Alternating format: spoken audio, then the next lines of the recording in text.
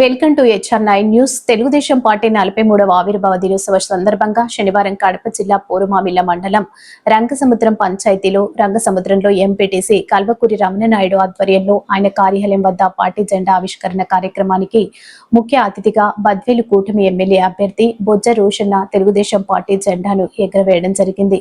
ఈ సందర్భంగా వారు మాట్లాడుతూ తెలుగుదేశం పార్టీ ఆవిర్భవించి 43వ వసతులు పూర్తి చేసుకొని రోజు రోజుకు ప్రజల హృదయాలలో నిలిచిపోయిన ఏకైక పార్టీ తెలుగుదేశం పార్టీ అన్నారు.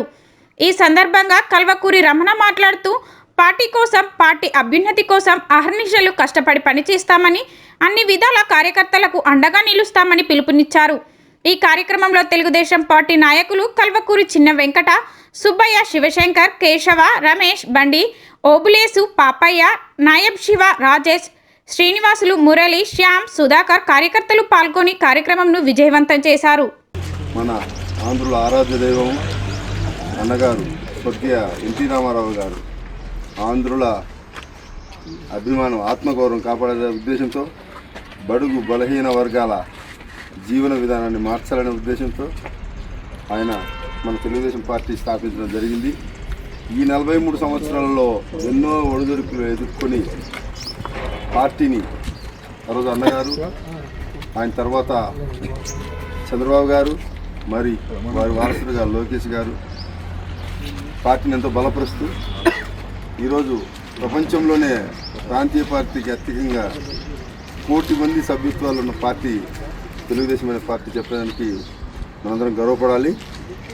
మరి ముఖ్యంగా మన తాలూకాకు వస్తే వీరారెడ్డి గారు, తర్వాత వారి వారసురాలుగా విజయమ్మ గారు, తర్వాత వారి వారసులుగా నేటి తరం నితీష్ అన్న కూడా బద్వేల్ తాలూకాలో పార్టీ ఎన్ని ఒడిదుడుకులున్నా ఎన్నో కష్టాలు కోర్చి పార్టీని ఈరోజు నిలబెడుతూ కార్యకర్తలకు అండగా ఉంటూ మరి ఈరోజు పార్టీని వారు నడిపిస్తున్నారు.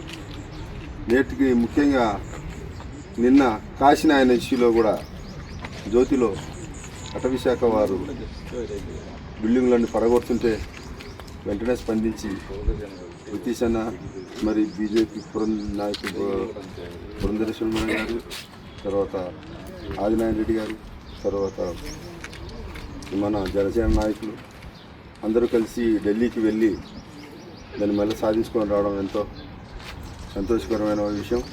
అందుకు మన పంచాయతీ తరఫున వారందరికీ మనం ధన్యవాదాలు చెప్తున్నా, అందరి తరఫున ధన్యవాదాలు తెలుపుతున్నా. మరి తర్వాత రాత్రి ఆ బిల్డింగ్లు తన సొంత ఖర్చుతో నిర్మిస్తున్న నారా లోకేష్ బాబు గారికి మన పంచాయతీ ప్రజలందరి తరఫున ధన్యవాదాలు తెలుపుకుంటున్నాం. మరి మన పంచాయతీకి వస్తే మరి ఆ తరం వారు పచ్చ ఎంగన్న కాంటి, పెద్ద ఆయన ఎంగయ్య కానింటి, శరణ, నడిపెన్న, చిన్నన్న, మరి నేటి తరం రమణ, రమేష్, శివ, తర్వాత మర్చిపోయిన పెద్ద ఆయన మల్లికార్జున రెడ్డి, తర్వాత సుబ్బారావు, యువతరం ఈరోజు కూడా పార్టీ కార్యక్రమాలను విజయవంతంగా చేస్తూ పార్టీతో ముందుకు నడుపుతున్నారు. చాలా సంతోషం, అందరం సంతోషంగా. కానీ ఇప్పుడు రాబోయే దినాల్లో త్వరలోనే స్థానిక సంస్థ ఎలక్షన్స్ ఉండగా మనందరం కృషి చేసి పార్టీని బలపరుచుకొని, పార్టీ పచ్చగా ఉంటే ఆ చెట్టు కింద మనందరం బలపడతాము. పార్టీ చెట్టే లేకుండా ఉంటే మనం చెట్టు మీద కూర్చొని చెట్టు నరుకున్నప్పుడు వ్యవహారాలు జరుగుతున్నాయి.